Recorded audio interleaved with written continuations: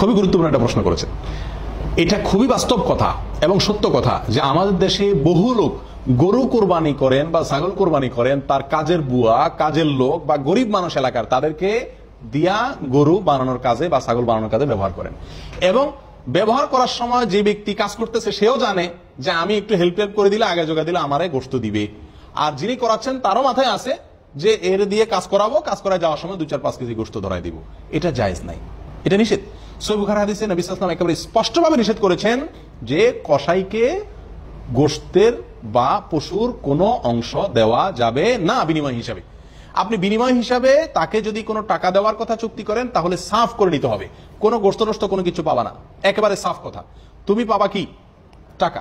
তো তোমার টাকাটা তুমি নিয়ে যাবা, গোশতের কোনো আশা বা কোনো কিছুর আশা তুমি করবা না, পায়া গোশত হুড়ি কোনো কিছুর আশা তুমি করবা না, কিচ্ছু তুমি পাবা না, এটা তুমি জেনে রাখো। তাকে পরিষ্কার করে দিতে হবে।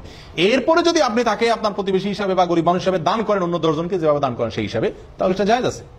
কিন্তু এই কাজের লোক, গরিব লোক, দারোয়ান, আশপাশের অসহায় লোকদেরকে দিয়ে কাজ করানো এবং কাজ করানোর সময় মাথায় রাখা যে তাকে একটু গোশত দিয়ে দিব, এটা জায়েজ নাই। নবী করিম সাল্লাল্লাহু আলাইহি ওয়াসাল্লাম স্পষ্ট নিষেধ করেছেন, ওয়ালা ইউতা লিজাযারাতিহা শাইআ, কোরবানির পশুর কসাইয়ের কাজ করার বিনিময় হিসাবে এই পশু থেকে কোনো কিছু দেওয়া যাবে না। অতএব এই ভুলটা ঘরে ঘরে অহরহ সকল কোরবানি করার লোকেরা কম বেশ করছেন, অথচ এটা করা ঠিক না।